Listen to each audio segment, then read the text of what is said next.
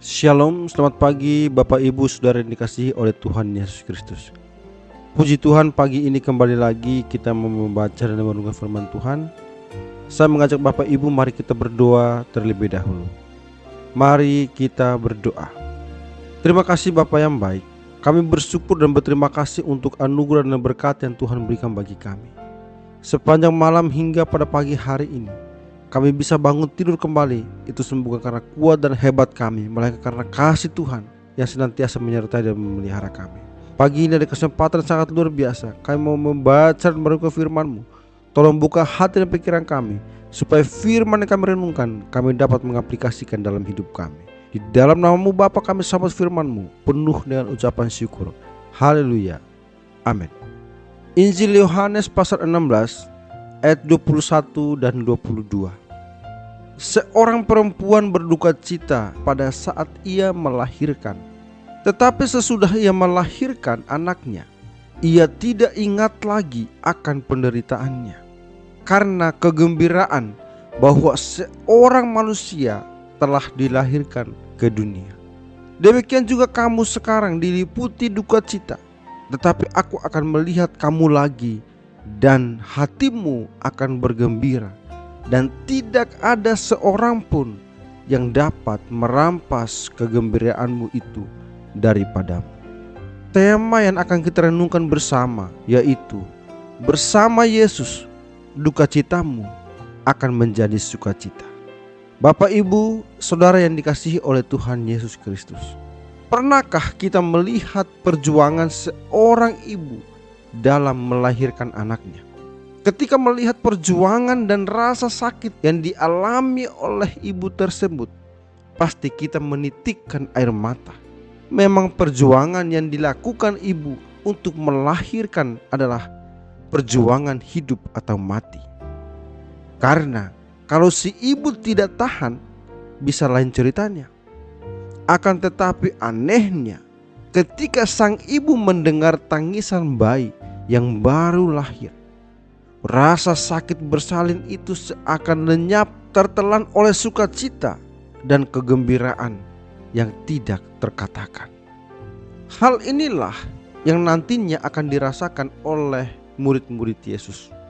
Yesus tahu akan berpisah dengan murid-muridnya, dan Yesus tahu bahwa murid-muridnya nantinya akan mengalami duka cita dan kesedihan yang mendalam oleh karena ia telah pergi. Akan tetapi sebelum itu terjadi, Yesus mau mengingatkan murid-muridnya supaya apabila datang saatnya, mereka mengingat apa yang telah dikatakannya. Yesus berkata, duka cita atau kesedihan yang mereka alami hanyalah sementara, karena pada saatnya mereka akan kembali bergembira. Hal ini merujuk kepada kebangkitan dan kenaikannya serta turunnya Roh Kudus. Pembacaan kita hari ini menegaskan pula hal itu. Alkitab secara gamblang menuliskan seorang perempuan berduka cita saat ia melahirkan, tetapi sesudah ia melahirkan anaknya, ia tidak ingat lagi akan penderitaannya, karena kegembiraannya bahwa seorang manusia telah dilahirkan ke dunia. Bapak Ibu Saudara yang dikasihi oleh Tuhan Yesus Kristus, keyakinan kita sebagai orang percaya adalah bahwa Yesus akan kembali menjemput kita.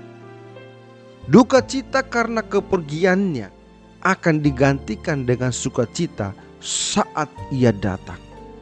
Ia memang pergi, namun pasti kembali. Perjalanan hidup yang Tuhan masih berikan akan memperlihatkan kesetiaan kita nantinya. Menanti saat di mana ia kembali membawa sukacita bagi umat yang percaya kepadanya. Janjinya sudah jelas, ia akan kembali.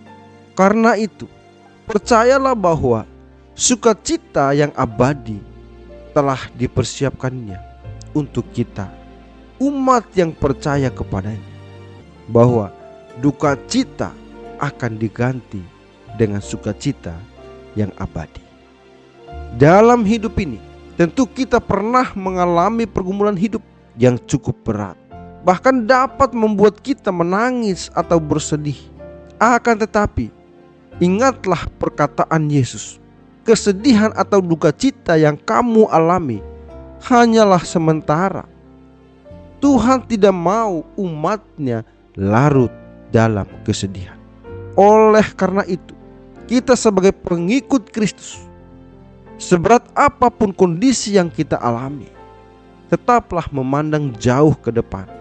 Percaya dengan iman bahwa Tuhan akan mengubah duka citamu menjadi sukacita yang tidak terkatakan. Amin. Tuhan Yesus Kristus memberkati. Mari kita berdoa. Terima kasih Bapa yang baik. Kami bersyukur berterima kasih untuk kesempatan yang Tuhan berikan bagi kami untuk membaca dan merenungkan firman-Mu. Bapa, biarlah firman yang sudah kami renungkan, kami dapat mengaplikasikan dalam hidup kami. Terima kasih Bapa, terima kasih. Saatnya kami kembali untuk menjalani setiap aktivitas kami. Tolong pimpin dan bimbing kami, sehingga apapun yang kami lakukan dalam hidup kami hanya untuk mempermuliakan nama Tuhan saja. Terima kasih Bapa, terima kasih. Di dalam nama-Mu kami berdoa dan bersyukur. Haleluya. Amin.